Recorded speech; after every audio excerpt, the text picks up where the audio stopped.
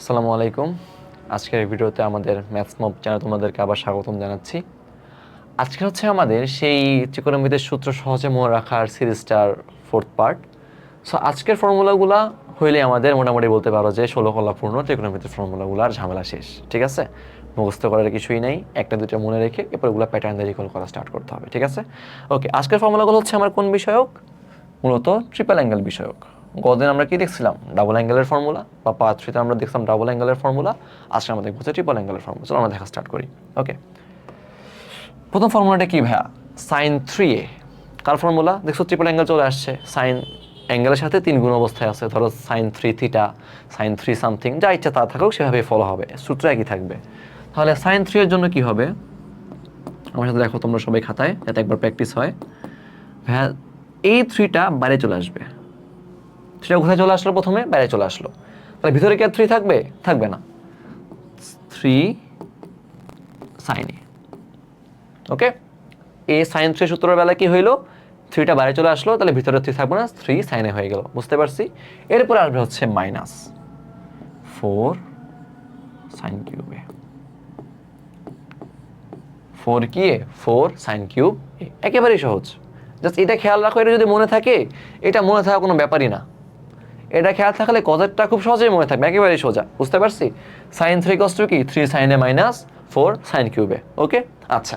তাহলে ভাই কস 3 কি হবে? ভাই কিছু তো একটু মাথায় রাখতে হবে। শব্দ আর একেবারে প্যাটার্ন দিয়ে তুমি তো হাওয়া থেকে প্যাটার্ন আনতে পারবে না, তাই না? প্যাটার্ন কিভাবে আসে? একটা খেয়াল থাকলে তার বেসিসে প্যাটার্নগুলো আসে।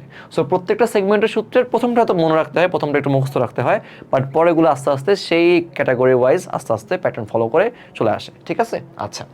সাইন 3 কি পড়লাম ভাই? সাইন 3 এর ক্ষেত্রে 3 সাইনে, 3টা বাইরে চলে আসলো, আর এটা ভিতরে গেলো সাইনে, 3 সাইনে হয়ে গেল। মাইনাস 4 সাইন কিউবে, মাইনাস 4 সাইন কিউব এ। আচ্ছা, এবার আসছে হচ্ছে কস 3 ভাই। এই টার্মগুলা সেমই থাকবে, এই টার্মগুলা কস 3তেও কি থাকবে? সেমই থাকবে। খালি পার্থক্য কি হবে ভাইয়া? পার্থক্য হবে হচ্ছে সাইনের জায়গায় কস চলে আসবে। এটা করে বেসিক ভাই, সাইনের সূত্রে সাইন ছিল, কজের সূত্রে অবশ্যই কজ আসবে, এবং এটা দেখলি জায়গাটা শাফেল হয়ে যাবে। জায়গাটা কি হবে? শাফেল হয়ে যাবে। তাহলে কি আসতেছে দেখো, এখানে 4 সাইন কিউবে পরে ছিল না, এখানে এটা আগে চলে আসবে। বাট আগে আসলো, কিন্তু আমাদের যেহেতু কজের সূত্র, তাহলে সাইন অবশ্যই চেঞ্জ হয়ে কজ আসবে। 4 কস কিউবে মাইনাস 3 কজে, 4 কস কিউবে মাইনাস 3 কজে। একেবারেই সহজ, একেবারেই ছোট ভাই। সাইন 3 খেয়াল থাকবে, 3 সাইন এ মাইনাস 4 সাইন কিউবে। ভাই প্রথমে যেহেতু সাইন 3 এ 3টা বাইরে আসে, নর্মালি সাইন এ হয় একটা, মাইনাস 4 সাইন কিউবে হচ্ছে। একেবারে ঠিক সহজ, বুঝতে পারছি। পরেরটা জাস্ট কি হবে ভাই? সাইনের জায়গায় কজ আসবে, প্লেসটা শাফেল হয়ে যাবে। আগেরটা মনে থাকলে পরেরটা জাস্ট প্যাটার্ন দিয়ে আমরা রিকল করতে পারবা। একেবারে ইজি, কঠিন কিছুই না। ওকে, তাহলে এই দুটো আমাদের আশা করি খেয়াল থাকবে। এবং আরেক জিনিস আমাদেরকে বলে রাখি, এখানে এ হইলে এখানেও এ এ এ, এ হইলে এ, তো বুঝতেই পারছো। এ এ হলে যদি বি হইতো, সাইন 3b হইলে 3 sine B minus 4 sine cube B হইতো। কস 3b হইলে 4 cos cube B minus 3 cos cube B হইতো, তাই না? একেবারেই সোজা। যদি কোনোদিন অনেক সময় দেখবা সূত্রগুলা যদি এটা খেয়াল থাকে, তুমি অনেক সূত্রটা অনেকভাবে ইউজ করতে পারো। অনেকভাবে কিভাবে? তাহলে তুমি এটাকে এইভাবে সাজা লিখতে পারবা যে ভাই 4 sine cube A is equals to 3 sine A minus sine 3a। বুঝতে পারছি? যদি তোমার কোনোদিন ভাইয়া এটা খেয়াল থাকে, তুমি তোমার প্রয়োজন অনুযায়ী তাকে চেঞ্জ করতে পারবা। তোমার ধরো এটার প্রয়োজন হচ্ছে না, তোমার এরকম সেটা প্রয়োজন হবে। সো এটা তোমার খেয়াল আছে, তুমি সমান চিহ্নে যদি দুপাশ চেঞ্জ করো, তুমি এটাকে এখানে নিয়ে আসো বা ওকে ওখানে নিয়ে যাও, তোমার যেরকম ইচ্ছা তুমি চেঞ্জ করে এটা লিখতে পারো, বা অন্য অনেক কিছু লিখতে পারো। যেমন এখানে আবার কি লেখা যায়, তুমি চাইলে এটাকে চেঞ্জ করে যে ভাই আমি লিখবো হচ্ছে 3 কজ এ, এটাকে এখানে নিয়ে আসলাম, এটাকে ওখানে নিয়ে গেলাম, তাহলে হবে হচ্ছে 4 কস কিউব এ মাইনাস কস 3a। একেবারেই সহজ, তোমার যেটা প্রয়োজন হয় তুমি সেটা নিয়ে আসতে পারবা। বাট এই জন্য কি করতে হবে? এই দুইটা একটু খেয়াল রাখতে হবে, এবং এই দুইটা খেয়াল রাখার দরকার নাই, একটা খেয়াল রাখলেই পরেরটা ইজিলি প্যাটার্ন দিয়ে রিকল করতে পারবা। একেবারেই সহজ। আচ্ছা, ওকে, পরেরটা আমরা দেখি। এবার হচ্ছে ভাইয়া ট্যান এর ট্রিপল অ্যাঙ্গেল। এই ফর্মুলাটা একটু বড়, একটু মনে রাখা কষ্ট, তবে কেউ যদি চাও এটা মনে নাও রাখতে পারো। কারণ কেন মনে রাখবে না? কারণ তোমার তো অলরেডি সাইন 3 কস 3 মনে আছে। তো তোমার যদি কোনোদিন ট্যান 3 এর ভ্যালু লাগে, তুমি কি করবা ভাই? ডিরেক্ট সাইন 3 কস 3 করে নিবা, ভ্যালু চলে আসবে, তাই না? ওর এই দুটার ভাগ করে আসলে প্রুফটা আসছে, প্রুফটা আমি আর দেখাচ্ছি না, বাট এটা মনে রাখার হালকা পাতলা ট্রিক দেখাই দিই কীভাবে মনে রাখা যায়, ঠিক আছে? আচ্ছা চলো আমরা লিখি tan 3a is equals two, সূত্রটা কি আমাদের, দেখো tan 3a না, এই সাইনের ক্ষেত্রে কি হয়েছিল ভাই, 3টা বাইরে এসে গেছিল, ভিতরে এটা রয়ে গেছিল, এখানে সেমই হবে 3 tan a 3 tan a 3 tan a, শেষ। সাইনের ক্ষেত্রে সেম জিনিসটা হয়েছিল ভাইয়া, যে আমার কি হয়েছিল, 3টা বাইরে চলে আসছিল, ভিতরে এটা ফাঁক রয়ে গেছিল 3 tan a।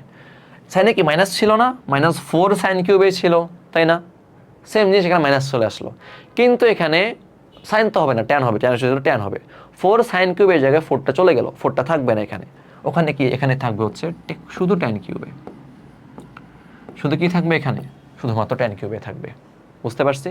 আচ্ছা নিচে খালি একটা এক্সট্রা টার্ম আসবে, যা হচ্ছে আমাদের 1 - 3 tan স্কোয়ারে, 1 - 3 tan স্কোয়ারে। কেউ চাইলে এটা নাও মনে রাখতে পারো, বা যদি কেউ মনে রাখতে চাও কীভাবে ভাই সাইনের হেল্প নিয়ে মনে রাখো, বা সাইনে কী হয়েছিল প্রথমে, সাইনের মতো ভাই 3টা বাইরে চলে আসছে, ভিতরে খালি এ রয়ে গেছে, তাহলে এখানে 3 tan হয়ে গেল।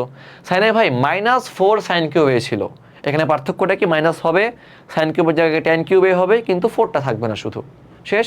আর নিচে একটা এক্সট্রা টার্ম আসবে, যা হচ্ছে 1 - 3 tan স্কোয়ারে।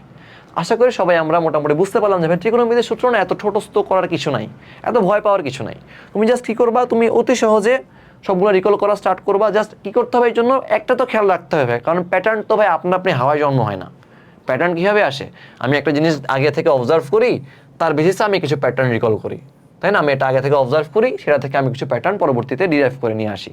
সো হয়তো প্রত্যেকটা সূত্রের বা প্রত্যেকটা পার্টের সূত্রের প্রথমটা হয়তো একটু মনে রাখতে হইতে পারে, এরপরেগুলো দেখবে যে আস্তে আস্তে প্যাটার্ন দিয়ে তুমি রিকল করতে পারতেছো। প্যাটার্নগুলো কীভাবে রিকল করবা তা আমি তোমাদেরকে শিখাই দিচ্ছি অলরেডি। সো এই ভিডিওর আমাদের 4টা পার্ট হইলো এই নিয়ে, এই রিলেটেড ভিডিওটার। সো কেউ যদি ফার্স্ট এবং সেকেন্ড পার্ট এবং থার্ড পার্ট মিস করে থাকো, সে কিন্তু ওগুলো দেখে এখানে এসে তাহলে বুঝতে সুবিধা হবে, ঠিক আছে? সো এবং আরেকটা কাজ অবশ্যই কী করতে হবে, প্রত্যেকটা সূত্র আমাদের এখন বোঝা শেষ, লেখা শেষ। আমরা এবার কি করব, একটা বড় কাগজ নিয়ে সবগুলো সেখানে সুন্দর করে নোট করব।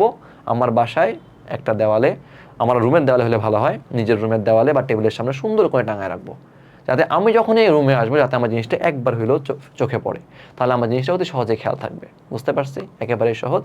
তাহলে ধন্যবাদ সবাইকে, আসসালামু আলাইকুম। আজকের লেকচার এই পর্যন্তই।